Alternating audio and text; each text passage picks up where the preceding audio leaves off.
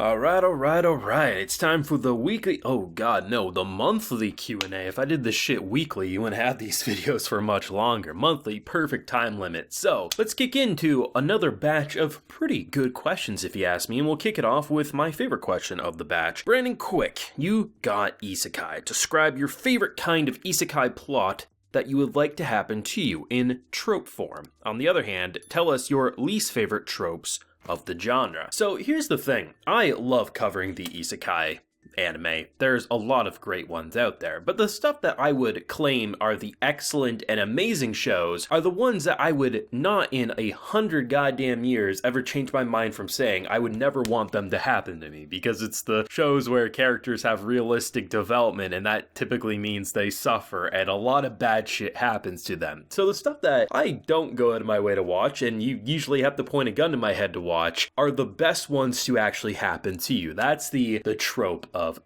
dense-ass character gets thrown into a world, everyone and their mother wants to suck their dick, and then you just have everything handed to them on a silver platter, and it doesn't matter the intelligence of the MC, shit just goes his way. That is a template that a lot of these basic bitch shows use. I don't like watching them, but I would love to live it. If you point a gun in my head and say, shit, pick an isekai to go in, no one and their mother's going to ReZero, no one's going to Shield Hero. These are worlds that will kick your ass. But trapped in a fantasy world with my smartphone and all that other bullshit, yeah, it's gonna work out pretty well for you. So honestly, that answers both sides of this question. That is my least favorite of the isekai genre, those types of shows. That's the type of world you'd want to live in if you have to, because it literally will just hand everything on a silver platter. You'll be magical, and honestly, it'll all work out. And unlike those MCs, you'll actually be smart, so you'll already have a leg up on them. So it'll all work out pretty great if you ask me. If you could, do you want to switch the 12 to 24 episode model of today to the 200 episode-ish model of older anime, and why? Overall, no. But there is cases where I think that does work out. I think you can look at Hunter x Hunter 2011. That was a consistent run, all things considered, and honestly, had that been broken up, it's possible we wouldn't have gotten as many episodes as we did. So there's cases like, Yu-Gi-Oh's and Pokemon's and all those other shows. Like, I think there's still purposes for those extra long, but I think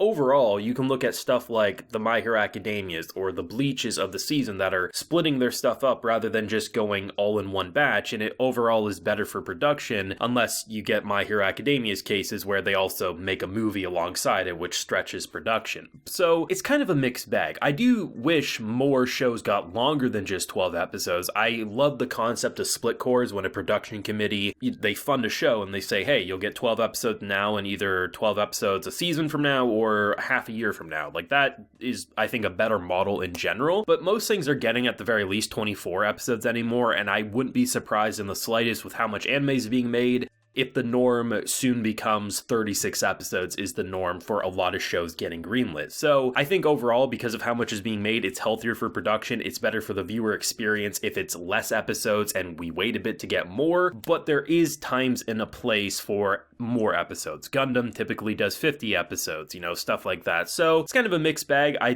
There's been shows where, you just say, I wish I could watch 100 episodes, but you gotta look at the overall health of the industry, and I think this system that we got going on, split core should be a more common thing, but other than that, I typically like it. Thoughts on Cyberpunk Edgerunners? I don't have a whole lot to say about it, but it was a great show. I definitely think it's one of the strongest shows of this year. It's emotional, it's well produced, and honestly, it was just great to see people hype up Cyberpunk, because I was actually one of the people who played the base game before a lot of the patches, and it ran typically well for me on my Xbox Series X, and honestly, just to see people love the game and the anime and everything like that, the fact that it feels like a self-contained one-season story, it's just, you love to see stuff like that, and you love to see the positivity about a world that you already loved so much, and to see a lot more positivity than negativity anymore, so I absolutely love it and highly recommend it. If you plan to do something or plan for the future like content or stuff in life, do you make a plan with step by step or just work towards and see how it goes, more by impulse or with more being everything is perfect? I guess I understand this question.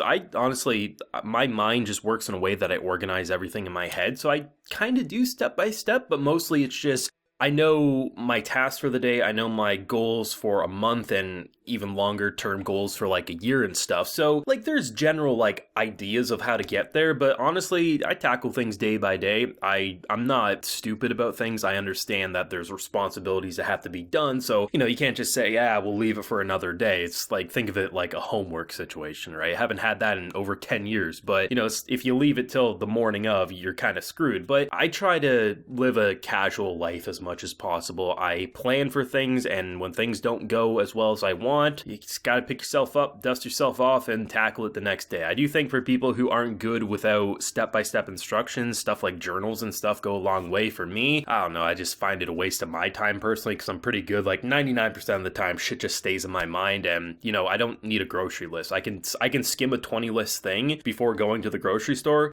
and I might miss one thing, but, I'm pretty thorough, so I check all the aisles anyway, and it usually clues in. So that's kind of how I deal with things, but obviously journals are the way to go for a lot of people. Question for next month. Since it's near Halloween, I do apologize that it's actually near Christmas, but I get a lot of questions and I save them. What are some of your favorite horror movies, shows, anime, slasher villains, all that other kind of fun stuff? So my absolute favorite horror movies are, without a doubt, Scream. I love every Scream movie, and obviously some are better than others, but I think Ghostface is just such an effective killer. It's something where it can literally be anyone in the kind of whodunit, but also parody of the genre in general. It is such a great series of movies, and I think the newest one they released, where they kind of did like a soft reboot where some of the original characters are still there, but they actually introduced, in my opinion, more interesting characters that are kind of like the new leads. I think they're great movies, and they're absolutely at their best right now, and the killings are getting even more intense, which is awesome. So for me, definitely Ghostface and Scream in general, but I also really like Freddy Krueger. Brandon, have you seen Elfen, and if so, would you like it to receive a Full Metal Alchemist Brotherhood remake treatment? Personally, I'd like to see it happen, but I doubt it ever will. So I've actually watched and read the entire manga of Elfen, and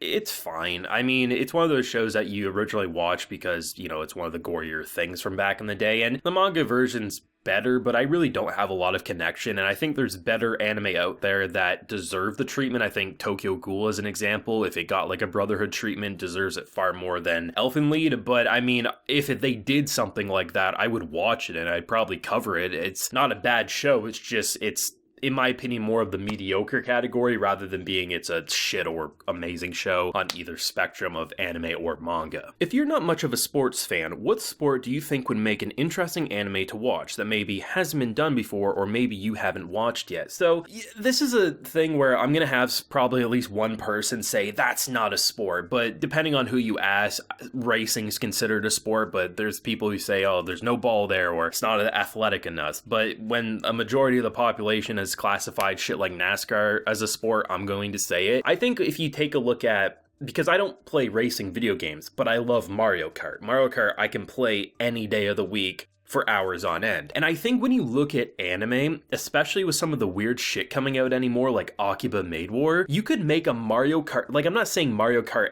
like actually with Mario characters, but the style of Mario Kart in a wacky ass anime, give it to Studio Bones like they did with Skate the Infinity, and you're gonna have an amazing ass sports series. Like right now, Blue Lock's my favorite thing ever, but I think a Mario Kart style project from Studio Bones would be absolutely 10 out of 10, and no one can convince me otherwise. Are there any series that you didn't like, but you aren't sure why? For me, it would be Black Summoner. So actually, yes. So one of the shows, I mean, years back when I was first getting into anime, was Hellsing Ultimate. That was one of the shows that I heard nothing but positive things, and I watched it and I really felt nothing for it. Like, I didn't enjoy it, I didn't hate it, and a couple of years back I tried to rewatch it after, my tastes have changed and everything, and I can't get into that one. I love the presentation, I love the concept, but it just isn't entertaining for me, and I don't think it's a bad show. I think it deserves the praise it gets. I mean, the fandom's obviously passionate about it, but that's one show I've always wanted to like more than I do, but it's just I can watch it, but I feel like I'm wasting my time, and I wish I could change that, but sadly,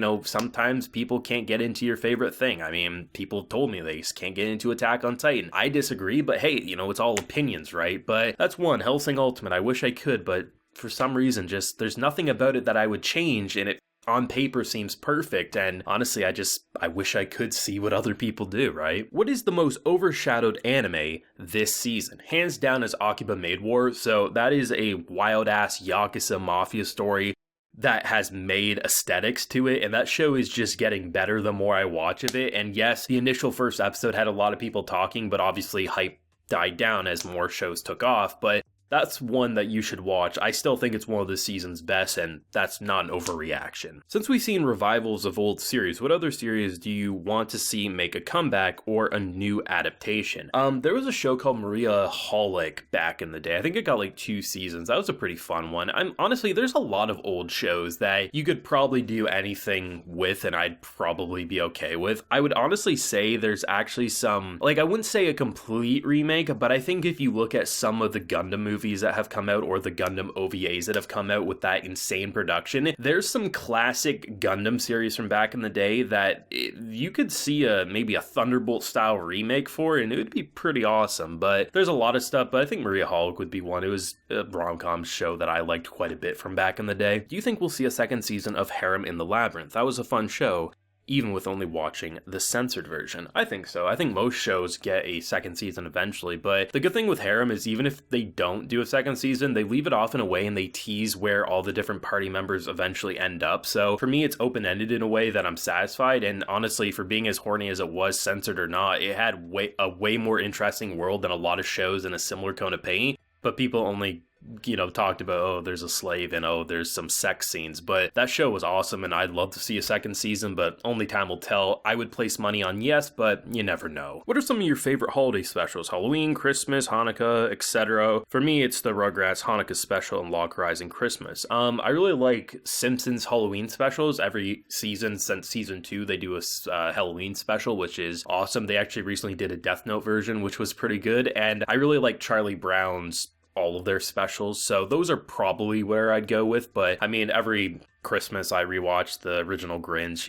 Rudolph the Red-Nosed Reindeer, all that type of stuff, was part of my childhood, and I love to relive it every year, whether Halloween or Christmas and everything like that. And that's it for this Q&A, so thanks for all the questions. If you have your own you want answered in the next Q&A, do let me know down below. Leave a like if you enjoyed, and subscribe if you're new around here. You can also support the Patreon. You get to see Q&As like these early before public release, and I got live reactions, video shoutouts, a bunch of fun things, so go check that out if you're interested. So until next time, everyone, please take care and have a good one.